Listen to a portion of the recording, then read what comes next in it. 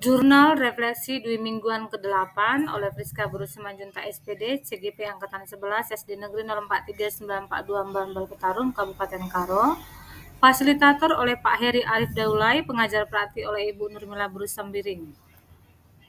Jurnal Refleksi Dwi Mingguan Modul 3.1, pengambilan keputusan berbasis nilai-nilai kebajikan sebagai pemimpin. Alur Merdeka, kegiatan pendidikan calon guru penggerak pada modul 2.3 telah selesai. Pada minggu ini, CGP mulai dengan materi baru pada modul 3.1. Pengambilan keputusan berbasis nilai-nilai kebajikan sebagai pemimpin. Sistem pembelajaran masih sama menggunakan LMS dengan alur belajar merdeka. Model refleksi DEAL. D. Description. E. Examination. Al. Articulation of Learning. DEAL. Model ini dikembangkan oleh Ash dan Clayton pada tahun 2003. Description. Pada tanggal 9 Oktober 2024, kami telah memasuki modul 3.1. Pengambilan keputusan berbasis nilai-nilai kebajikan sebagai pemimpin pembelajaran. Untuk mulai mempelajari materi di modul ini, kami mengerjakan pretest.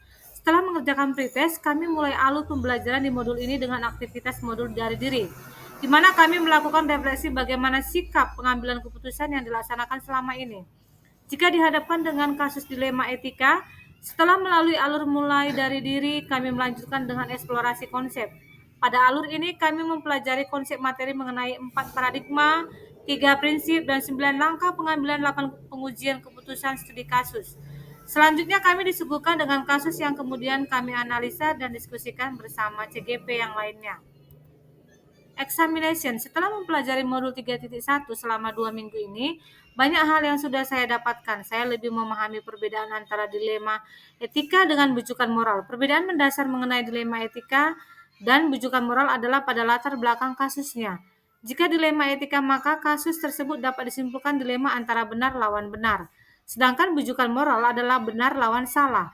Dalam pengambilan keputusan yang berupa dilema etika, kami perlu menganalisis kasus tersebut terlebih dahulu berdasarkan 4 paradigma, 3 prinsip, dan 9 langkah pengambilan dan pengujian keputusan. Articulation of Learning. Melalui pembelajaran modul 3.1 ini, banyak hal yang saya dapatkan. Kesemua alur sangat bermakna bagi saya untuk lebih memahami bagaimana cara pengambilan keputusan untuk saya terapkan ke depannya sebagai pemimpin pembelajaran. Di antaranya pada alur demonstrasi kontekstual. Saya mendengar pengalaman para pemimpin yang telah saya wawancarai terkait pengalaman mereka dalam menyelesaikan kasus dilema etika.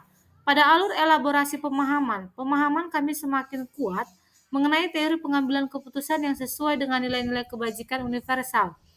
Dilanjutkan dengan koneksi antar materi, di mana dalam pengambilan keputusan harus memperhatikan KSE dan kemampuan coaching kita. Articulation of Learning. Dengan pemahaman dan pengetahuan yang sudah saya dapatkan, saya akan mulai menerapkan apabila saya dihadapkan dengan situasi dilema etika suatu saat nanti. Kemudian untuk waktu dekat, saya akan membagikan ilmu yang saya peroleh kepada rekan sejawat.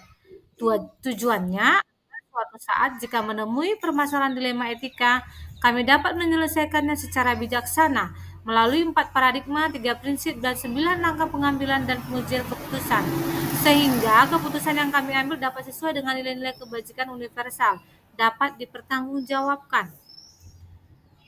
Model DEAL. 1. Description, 2. Examination, 3. Articulation, dan 4. Learning. Kesimpulan, dengan pemahaman dan pengetahuan yang sudah saya dapatkan, saya akan mulai menerapkannya apabila saya dihadapkan dengan situasi dilema etika suatu saat nanti dengan nilai-nilai kebajikan universal, dapat dipertanggungjawabkan, dan kesemuanya tentunya berpihak kepada murid. Thank you. Salam guru penggerak, tergerak, bergerak, menggerakkan.